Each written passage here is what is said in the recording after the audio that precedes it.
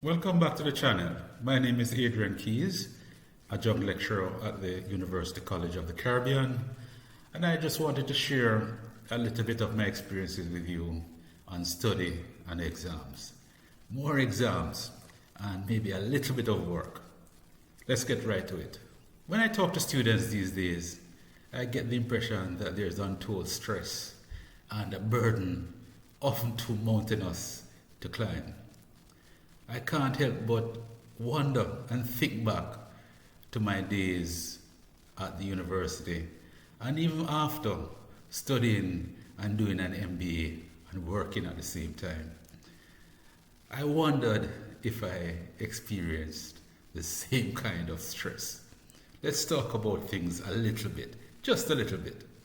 Let me be the first to admit that if there was ever any kind of stress, it really came after I'd finished university and decided I would start to work and then go back to start the master's program in finance.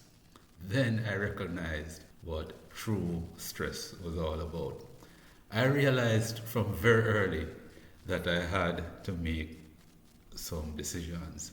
Here are the things that I realized were going to be stressful right from the very get-go.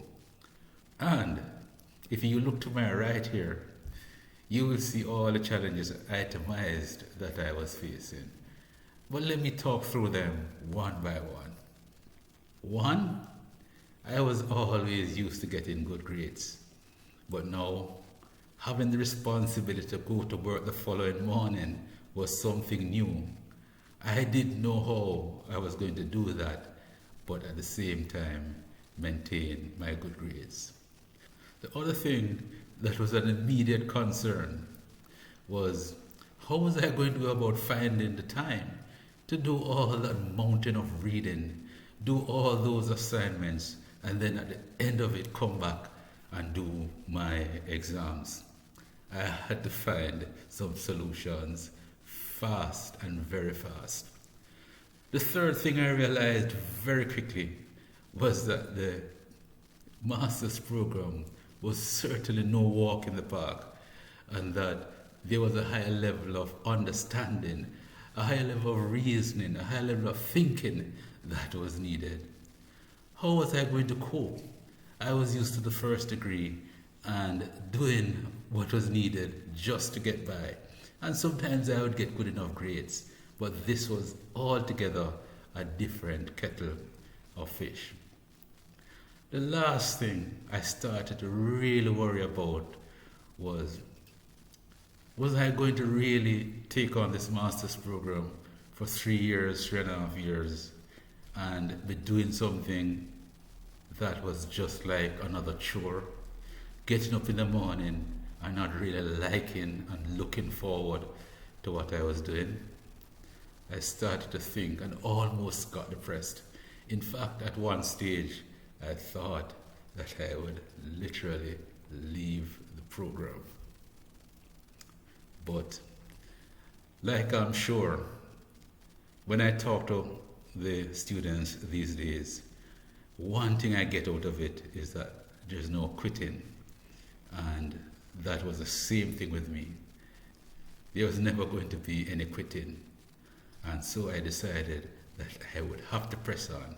But more importantly, I would have to find some very useful and practical solutions to deal with the problems I was facing. So then, what solutions did I employ? All right, so you can look at my screen here again to the right, and you will see the solutions.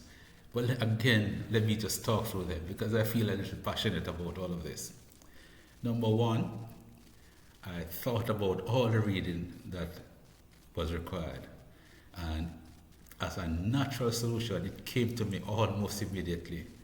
If I have a lot of reading and I can read faster, it definitely means that that would be half the battle. I immediately thought about speed reading.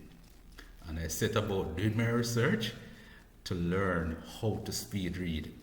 Now, when you do your own research, you will see that there are many different ways to conquer speed reading. But if you really think about it in the simplest of ways, oftentimes you're reading a chapter and the writer, you can see, is taking time to set the stage. He's setting the context. He's giving you background. Do you really need to pour over all of that information? I would find a way to get around the fluff and get to the meat of the matter quickly. And it wasn't just about getting to the meat of the matter quickly, but it was about absorbing it quickly, and being able to recall with understanding. All right, so that was solution number one. Solution number two, I again continue to be obsessed and concerned with the mountain of reading that was required. All those assignments, all of those exams. And I kept obsessing about finding an easier way. And then it came to me. I thought I would find a way to read the more important information and get to that as quickly as possible. But then I made a commitment to putting those notes aside, putting the texts aside. Turns out that approach that I was using is called active recall. You can check it out online. It's very well documented, and the benefits have been proven and are very well known. You should think about it too. The third solution I employed was that I set about making the dictionary my very best friend. Right. Because again, earlier on, I found that the master's program required a different level of understanding. And I recognized very early that level of understanding, or higher level of understanding, could come from an expanded vocabulary, would arm me with the ability to be able to absorb easier what I was reading. But in turn, I would be able to read and express myself better in the written word. The last thing I set about doing was building out a system of priorities.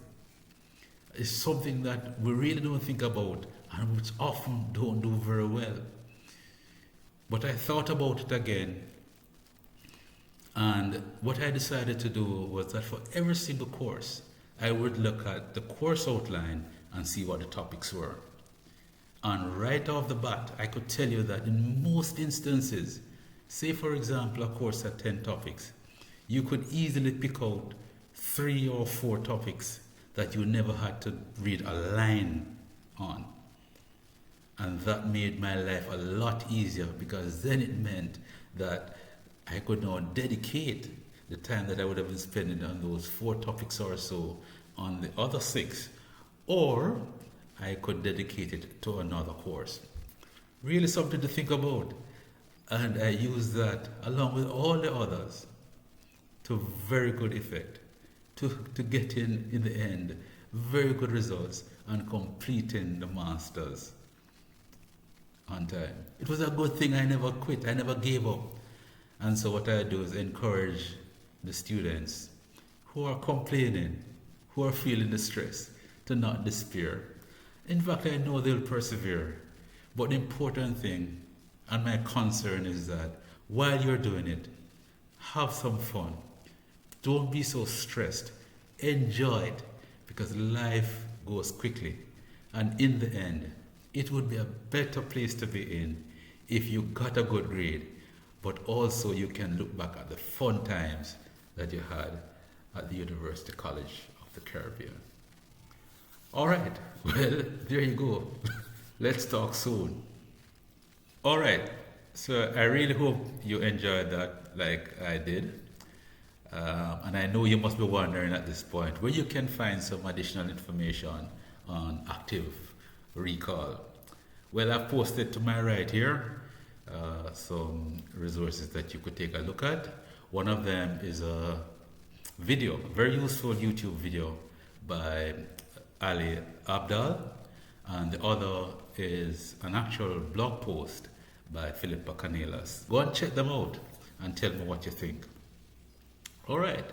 So again, sincerely hope you enjoy that and that you'll be working as best as you can to eliminate the stress from your study life. See you soon.